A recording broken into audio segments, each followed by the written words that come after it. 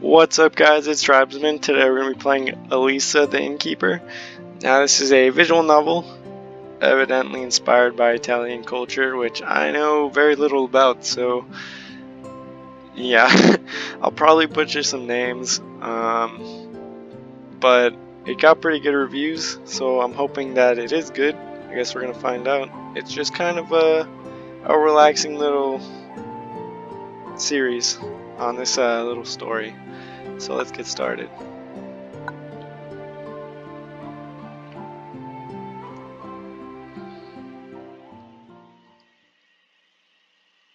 The inn was warm and hearty. The construction was solid, whilst an aroma of strong oak and a faint fragrance of flowers filled the entirety of the first floor. Elisa the innkeeper was running laps around the bar to serve her various and sundry customers. A prince approached, found an open stool, and took a seat where he could catch a gaze of the busy innkeeper. I don't know how many different voices I can do, but I'll try. Damn, she really is beautiful.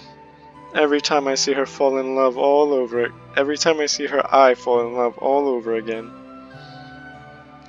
He thought to himself while taking a sip from his beer. Elisa noticed the prince in his stool. He certainly caught her attention as he leaned forward to wipe down the counter. Did I ever tell you that I live in a castle? Preoccupied with cleaning the sopping counter, she hadn't noticed the front of her blouse had become wet, of course. The prince tried his best not to take full advantage of the situation. Oh really? I don't think you ever mentioned it. So am I to assume you're some kind of nobleman? Full of himself and with a smirk, he placed the glass onto the freshly cleaned counter. I am, without a doubt, one of the finest ones you've met. Oh douche! She smiled and decided to rest her head onto her palms.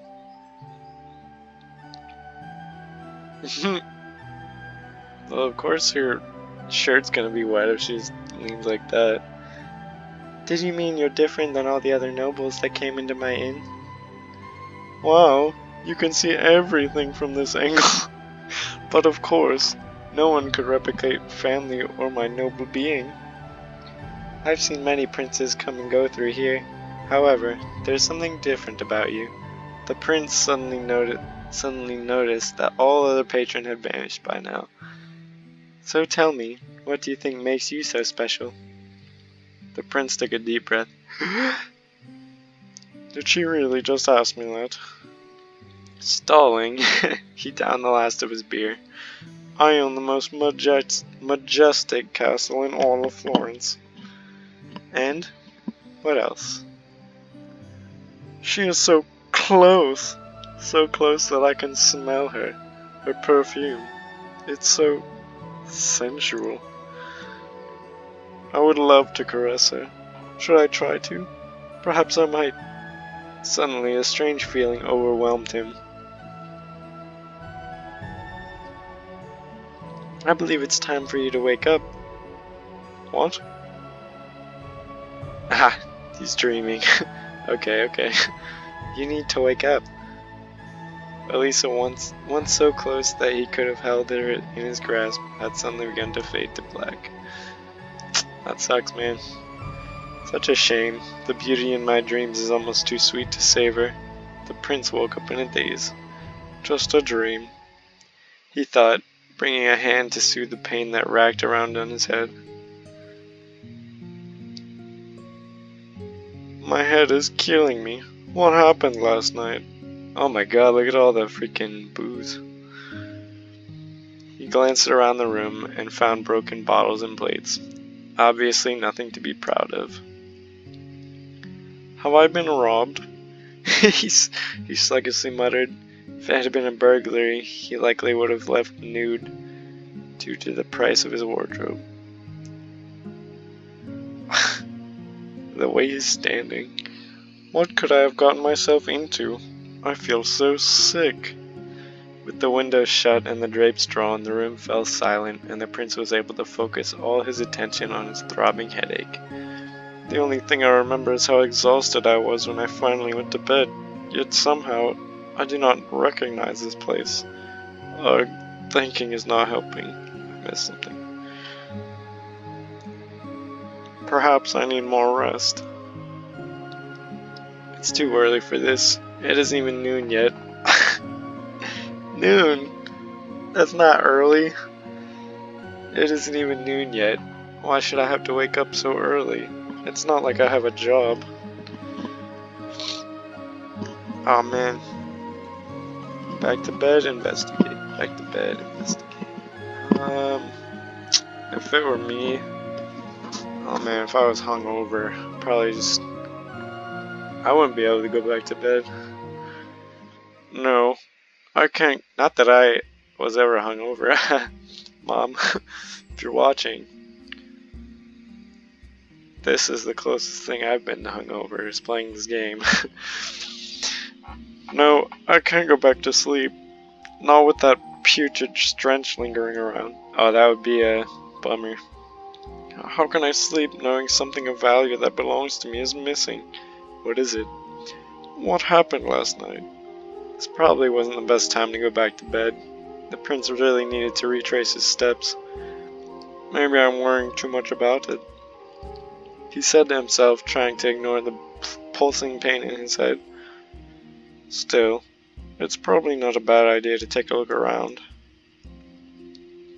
The room was a pigsty, hazardous even, with all the shattered plates and glasses.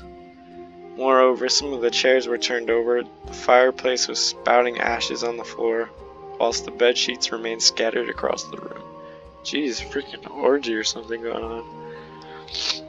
First of all, let's open the window. I don't think I can bear this stench without vomiting. He then opened the window and lingered there for a moment to take a deep breath of fresh air while he reminisced over his dream. I was definitely dreaming about something interesting. What was it though?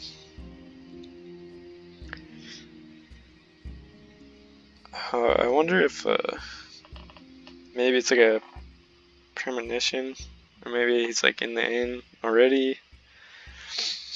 The white curtains the prince was leaning on reminded him of the dream he thought he'd forgotten 1 second ago.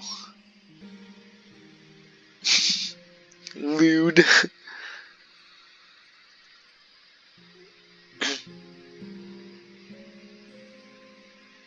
Of course.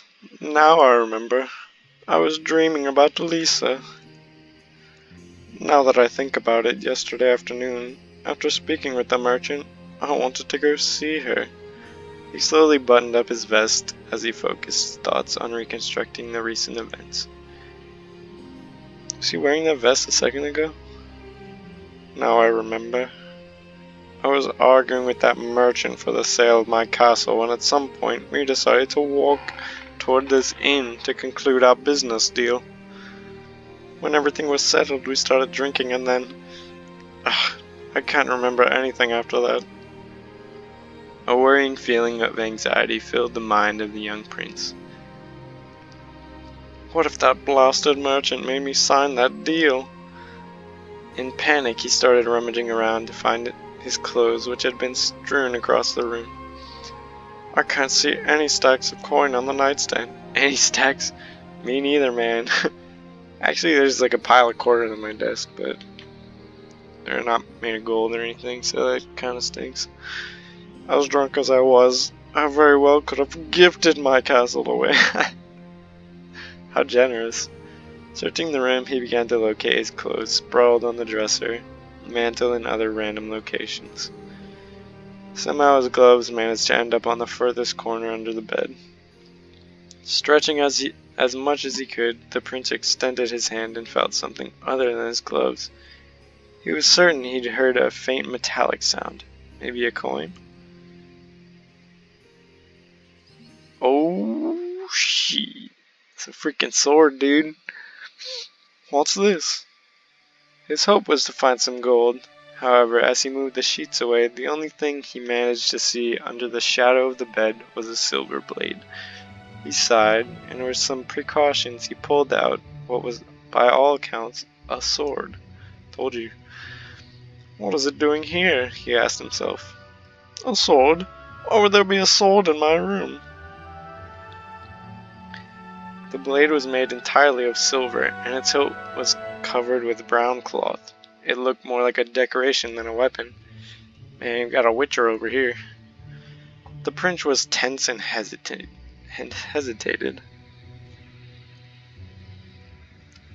Alright, I'll take it with me. If someone was so foolish that they left it behind, it's their loss. He shrugged and smiled. He turned and saw the scabbard leaning on the wall. With the state that this room is in, I'm not sure I should walk down to pay. It cost me a fortune to compensate for all this damage. A fortune, right? You have a castle, man. I think it'd be better just to leave a few coins and get out quickly. They didn't have any. Calmly, he fastened his belt and sheathed the sword with care to avoid damaging it. Time to go. Oh, oh. A new song and a new item. Cool, cool. Knock, knock. Did they really have to knock right now? I didn't even have time to tidy up in here. I really didn't need this. Knock, knock, but louder. The knocks to the door became incessant. I know you're in there. Open the door. Recognizing the merchant's voice, the prince froze. He even stopped breathing to make as little noise as he could. What do I do now? I'm tired of waiting. I've got the papers to sign here with me. Remember the deal we made yesterday afternoon? Wait a second. If he came here to make me sign the documents, it means he wasn't able to get anything out of me. My fears were unfounded. I'm getting ready. Give me a moment to dress. I don't have time for you to titivate yourself. Open this damn door. The prince was busy fixing up his clothes as well as he could, trying to remember all the details of the deal he agreed upon the day before.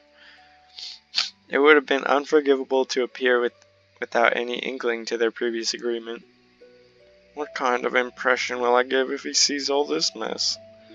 I'm never going to be able to clean all this up, he said reluctantly, opening the door. I actually thought last evening. Why don't you clean up a bit before going to bed? His shame became so unbearable that the prince practically leapt out of the room. Is he making a run for it? Here I am. Shall we take a seat downstairs? I would like some privacy. Your room would be perfect for that. What need is there to stay in the room when we can walk downstairs and have a drink? Another drink, man? Hopefully a drink of water. I don't really feel like drinking. After last night... Oh boy. Oh please, let's walk down. I'll offer you around. No, I'm really not feeling it, honestly. Don't make me beg you. Oh my gosh. For all I care, you're free to drink all you want afterwards. Please, let's go in. I want to finish this matter quickly. It's kind of like a little Britishy. What if I offer you lunch? Fancy a steak or some cake? We could eat cake for lunch. We could even invite a fine lady to lunch with us. What do you say to this? What the hell are you hiding in that room that you've come to the point of offering me a meal? This is so unlike you. Enough excuses, please. Make away. I'm deadly serious. I'd rather you not come in, he added, interposing himself between the door and the merchant. Seeing the sudden hostility in the scene, the merchant gave up insisting and finally decided to listen to the prince. He turned and began walking down the stairs. Once to the bottom of the stairs, they picked a table in a less crowded corner so that they could have some quiet. A giant bag of money. Before I sign, I would like to know what happened last night. My mind is clouded. I don't remember much at all, he said, sitting on the stool very patiently. The merchant started explaining the events of last night, without omitting a single detail. Oh boy.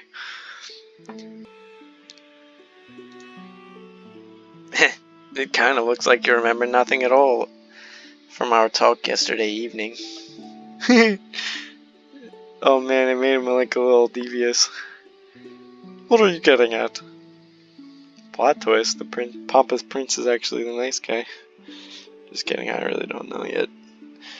I'm saying what I seem to understand. I'm only saying what I seem to understand. You should learn to mind your own business, and knowing when it is right or wrong time to say certain things. Please, please, there's no need to get angry. How am I meant to not get angry when you keep provoking me? Come on, we shouldn't speak further about it. I just made an observation, that's it. Keep your observations for yourself. Now, show me the papers you prepared. Such haste. Do you not wish any more to know what happened yesterday evening? Are you here to do business or to waste time? As you wish. The merchant pulled out the contracts from his bag and put it on the table. Here you are. This is the final deal we struck yesterday. I urge you to sign it now so I can leave this flea house. And I won't be forced to deal with you anymore.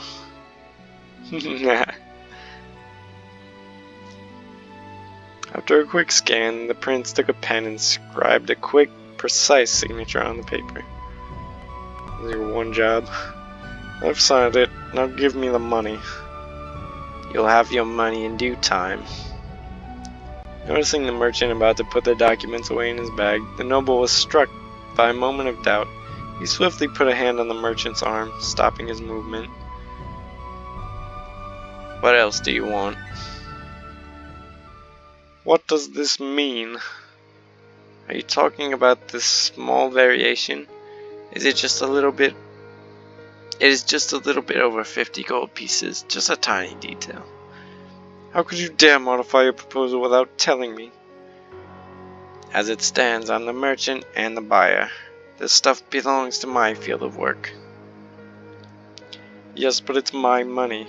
You don't have the right to do whatever you want.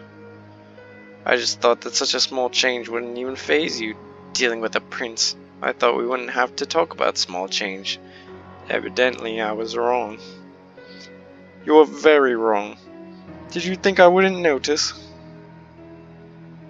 You should be thankful instead of always criticizing me. I should have cut double that to properly renovate your property. I tried to meet you halfway, but if you like, I can deduct even more money from the deal. This makes no sense. Why would a renovation costs beyond me? Maybe it does not make sense to you. But for an entrepreneur, though, your property is a tough beast. Lowering the starting price was the very least I could do. Sorry. And you really believe this would suit me well? I'd say so. I don't think you have much choice. The merchant looked so calm. The merchant crossed his arm and made himself more comfortable on the stool. He took a look at the prince as he was rereading the contract. He could think about it as much as he wants. I have no wish to give more concessions. Are you kidding me? He asked, now dead serious as he put down the documents. In such business, I always am serious. 50 gold coins are no small change. I'm a merchant. I know the difference between a fair deal and a rip-off. Right. You should feel honored to have such a seller as me. I am part of the nobility after all. After we see this deal and after the voice gets around, you will have many more clients willing to make business with you. The merchant was not convinced by this argument at all. He sneered and replied swiftly. These are empty words. You're a prince.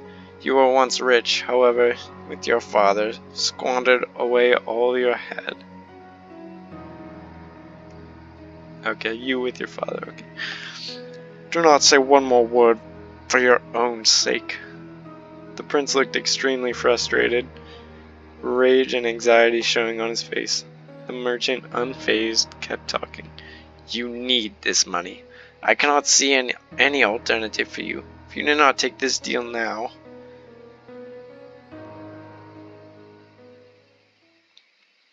The nobility has two defining characteristics, pride and dignity. Dignity as in waking up, not remembering anything, with beer all over your room. In front of such a blatant humiliation, one of these two failed in the young prince. Uh-oh. Blinded by rage, he jumped forward, threw down his stool and unsheathed his sword. I told you to shut up! Are you deaf? This is not about money anymore. This is your life on the line. The merchant, one moment ago so relaxed and confident, transformed completely. He stood up shakingly as his face turned white. Immediately after, he raised his hands. Now, let's keep calm, please. There's no need for this excess. It is just business. I had no intention of showing disrespect. But that's what you did.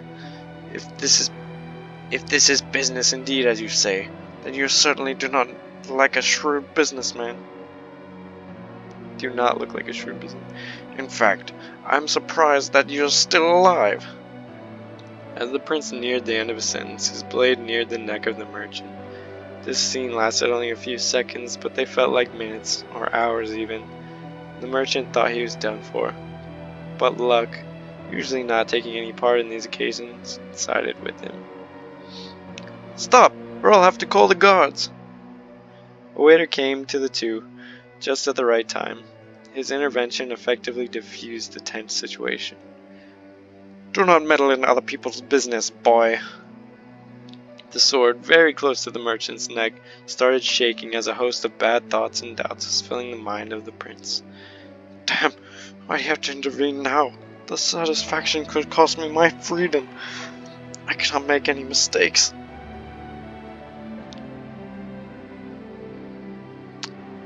Please, you're right. Let's put this away. I'm convinced. I'll give you these 50 gold coins. Jesus.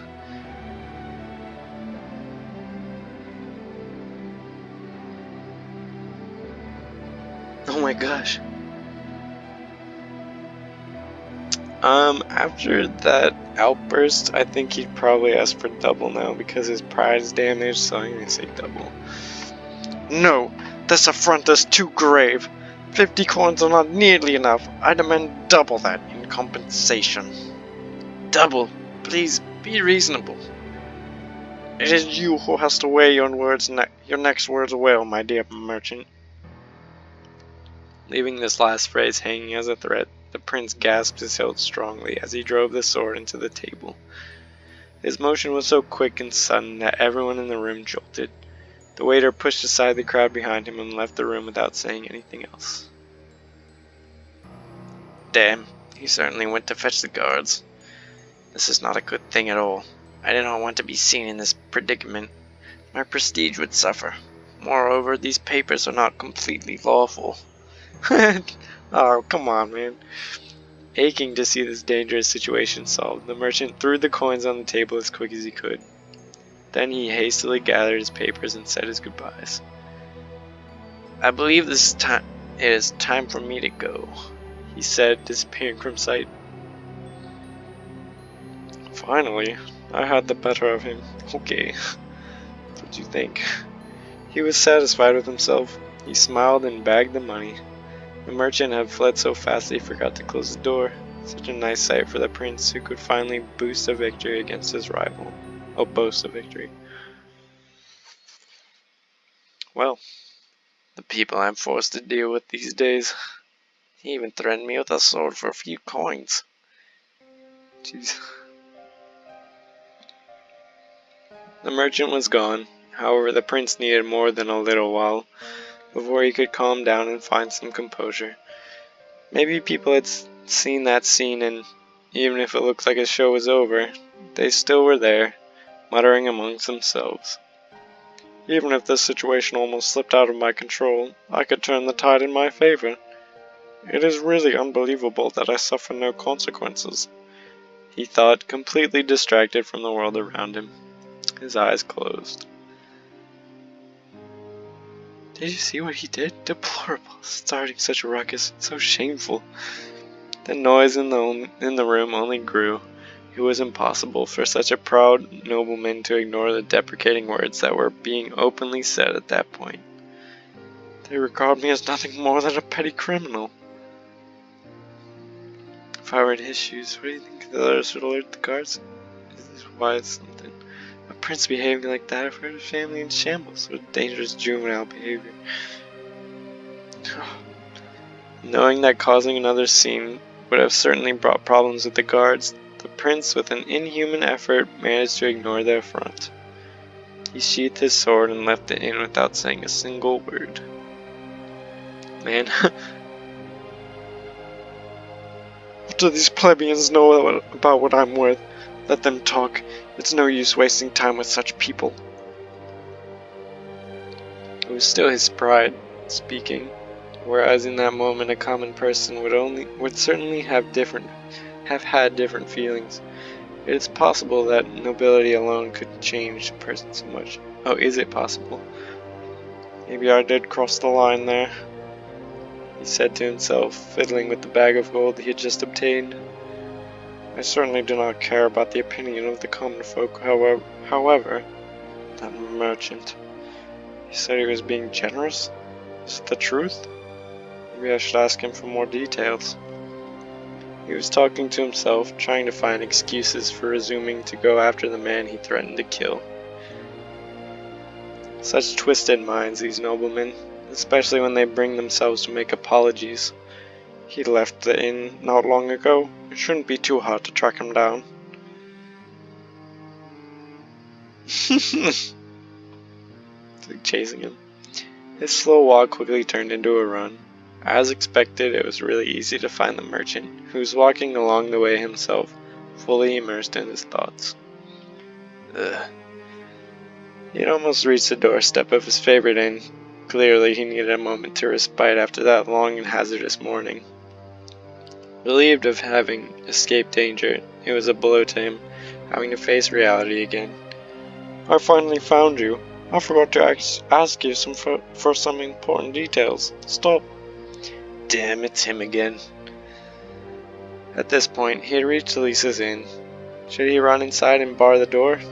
Not a good idea, although, in some way, he really wanted to right now. Look, I really care about the owner of this inn. I really do not want to get into another argument here. What do you want? I know this inn, and the innkeeper too. Let's go inside. I'll explain everything once we find a place to sit.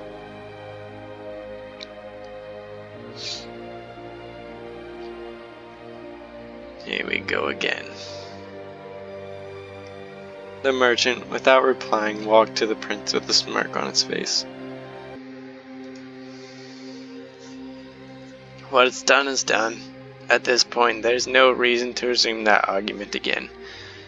What about we enter the inn, and then each one goes their way?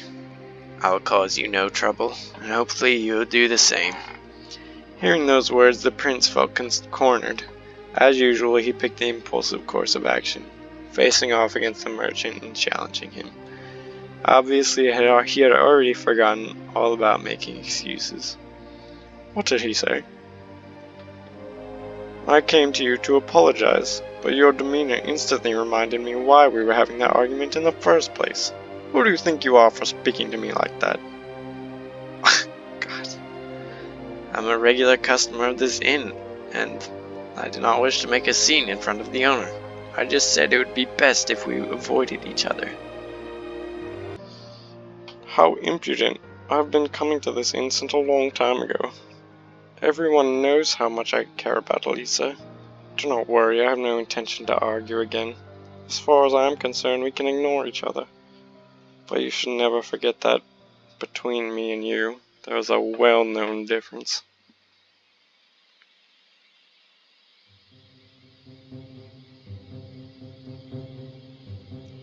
Alright, well with that, I'm gonna leave this episode here. I don't know exactly how long the chapter is gonna go on for. But if you like that video and this episode and my weird voices, be sure to give it a thumbs up for me and subscribe for more Elisa the Innkeeper.